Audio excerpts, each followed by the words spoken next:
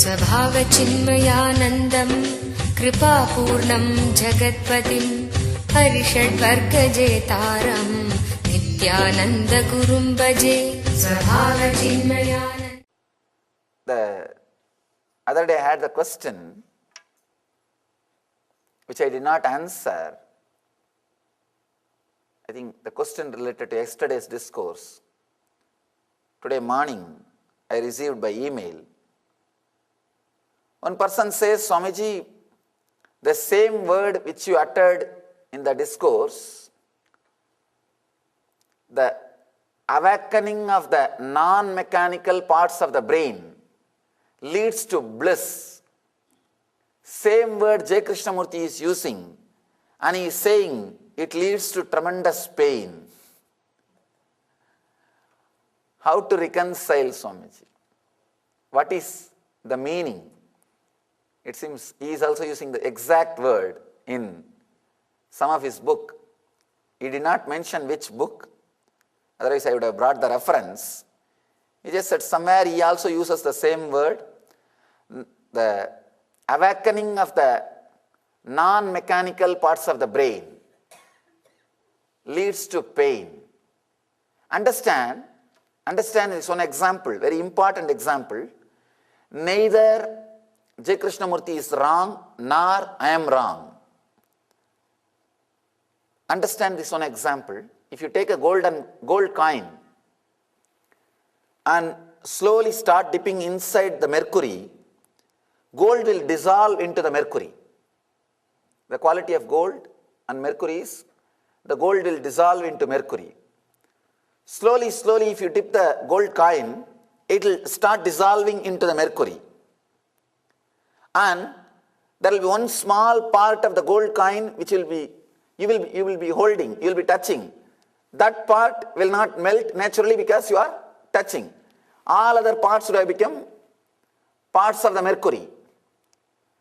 When he says that awakening of the non-mechanical parts of the brain is a pain, he is talking from the side of the gold coin. For gold coin, dissolving is pain. I am talking from the angle of the mercury. Because I am getting expanded, I say it is bliss. Because he is getting dissolved, he says it is pain. Maybe he would have made the statement from the angle of the gold coin. But actually, when the whole thing has disappeared, when the gold coin has disappeared, because in me the gold coin has disappeared into the mercury, I am talking from mercury's side.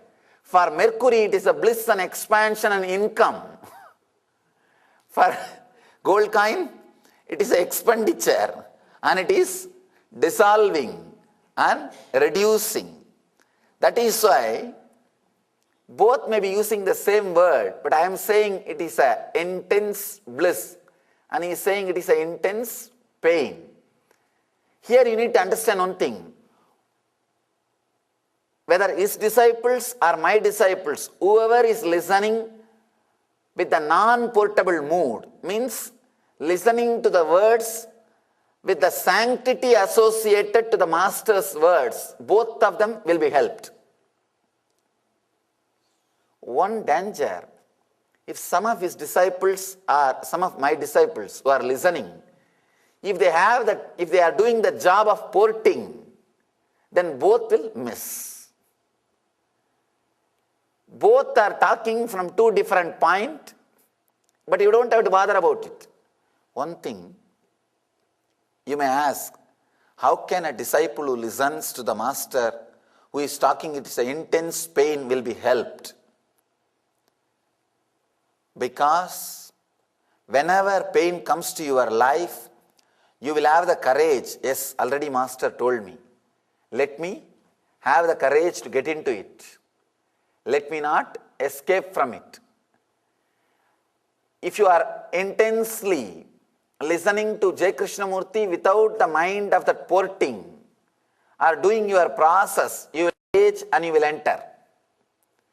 If you are intensely listening to my words, when I say it is an intense ecstasy, you will have the desire and enter.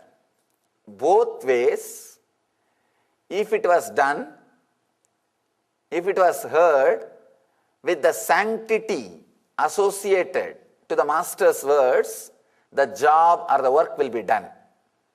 But both persons, if it was not done with the sanctity, if you are not heard, if you are not hearing, adding the sanctity to the master's words, you will miss. When J. Krishnamurti says, right listening, he means this only.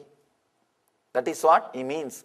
He says, right listening is God. When you have that right listening, doing that